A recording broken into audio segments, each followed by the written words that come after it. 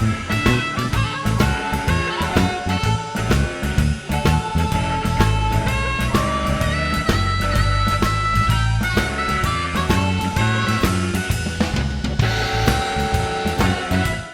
Dave Alvin, and this is Finding the Blues. The only thing good that we ever did film-wise was soundstage. And they said, you know, we'll give you an hour and you can have whatever guests you want. We asked for Willie Dixon and Carl Perkins. And so that was good. But still, we'd never really captured what the band was. And the reunion gigs went so well, the first 5, musically, you know, because in a way we're a better band now than we were then, with the exception of, you know, missing Lee Allen. I think it was just kind of a group decision, like, you know, a group decision. Okay, let's do some more gigs, and let's film something, you know. In a way, I think it kind of came from Mark Lynette, the recording engineer that I work with a lot on my records, and Mark recorded the 2 House of Blues shows that made up the cuts for the Trouble Bound CD. And I think Mark finally said, you know, you guys ought to do a DVD, and one thing led to another. But to me, the 2 live records, and the Trouble Bound and the Going Home DVD, CD thing, that captures the band. That's what the Blasters were all about. We were in pretty good shape musically by the time we got off the European tour. And one of the big changes in the Blasters, and when we had the reunion gigs, was in the old days, I won't say they quashed me as a guitar player, but it was like, play a solo and that's, you know, play one chorus and that's it. And don't play any of this kind of stuff, you know, don't play any of that kind of stuff. Because we were trying to do roots music and keep away from what had sort of become a cliched approach to it. You know, like we didn't do certain blues songs that everybody else had done. And we would go find, you know, something by Junior Parker or Sunnyland Slim, something, you know, or Little Willie John, something that was more obscure than doing the sort of standard Chicago blues that every sort of, you know, blues band covered. And because of that, you know, we didn't do a lot of, say, the Albert King or Buddy Guy kind of guitar solos in the early days. But now they'll let me do it. I don't know whether it's because I won a Grammy or what, or whether I'm a better guitar player, but I definitely had more freedom the second time around. Because I was the weakest link, because all the guys in the Blasters, my brother, Bill Bateman, John Bass, Gene Taylor, were great, always were great. And, you know, when we grew up and when we were kids, our hometown, Downey, California, was full of great guitar players, guys like Mike Roach and Gary Massey and Mike Kennedy, people like that could play like Albert King, play like T-Bone. And those are the guys I kind of learned from by watching them play. And then by the time we started the Blasters, those guys weren't around anymore, and they were kind of stuck with me by default as being the guitar player. And they could have gotten somebody from somewhere, especially after the band sort of started getting famous. They could have knocked me out and got a great guitar player in there. But my survival was I had to have something that nobody else could do. Started writing the songs for the band, and ensured me a career. You know, the European thing is kind of a myth in a way, especially post-MTV. You know, Europeans, there is a great market over there for American roots music, there's no doubt about it, and certain acts do really well. But yeah, you know, to answer your question, get rid of all the other stuff I just said. Yeah, you know, the whole myth of the Blasters and the myth of the live Blaster experience, yeah, it was, what amazed me was the audiences were pretty much 50-50 of people that had seen the band and people that had never seen the band.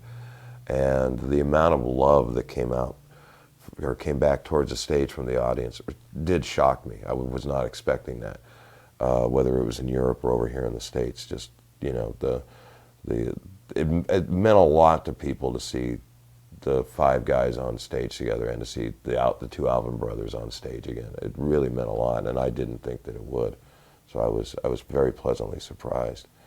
And so yeah, in Europe it was the same thing, you know. It was, because we went to Europe, you know, I won't say a lot, but we went there a bunch. And so, you know, yeah, the myth just kind of grew. Oh, I like to do things where I don't sing, yeah. You know, like we've done, like the Blasters reunion thing, the Knitters. You know, we've gotten the Knitters back together for some gigs because it is kind of a relief. It's not only a relief from not having to sing; it's a relief from not having to pay all the bills. Because the drawback to a solo career that nobody really gets you ready for when you start a solo career is, okay, from now on, you pay all the bills. You pay for all the motel rooms. You pay for the gasoline. You pay for everything. You pay the salaries. You pay the insurance. And so it's kind of nice to do some gigs where you don't have to worry about singing, paying the bills, anything. You can just stand there and play. You know. Ash Grove is a song I wrote sort of about it's not really about the club. It's about, you know, getting older, you know. And it starts off talking about sneaking over to the Ash Grove to see, you know, Lightnin' Hopkins and Big Joe Turner and Reverend Gary Davis and Johnny Guitar Watson and, you know, everybody, you know, from Clifton Chenier to J.B. Hutto, you know. And, but then the song goes on to talk about how, you know, it gets very personal. It's one of my more personal songs. Well, the Ash Grove was a club started in, I think, like the late 50s by Ed Pearl. And it focused primarily on bluegrass, blues, and folk music. When we started going, you know, the first time I went, I was about 13 years old. First show I ever saw there was Eddie Cleanhead Vincent, Big Joe Turner, and T-Bone Walker with the Johnny Otis Orchestra. Forget it. I knew what I was going to do for the rest of my life. It was a great club because it brought in, you know, Lightnin' Hopkins, and Lightnin' would play 4 or 5 nights. And it would bring in little lesser-known people like Juke Boy Bonner or J.B. Hutto, you know, George Harmonica Smith, you know, and it would do great double bills, you know, wacky double bills. One of the strangest, most educational double bills I ever saw was a double bill of Reverend Gary Davis about 3 months before he died. So he was like, you know, in his 80s. And the other act was Johnny Guitar Watson, who at that time was probably about 30, in his early 30s. And the Johnny Guitar Watson earlier that day had been arrested by the LAPD. So this is about 71 or so. I'm not sure exactly about the year, 71, 72.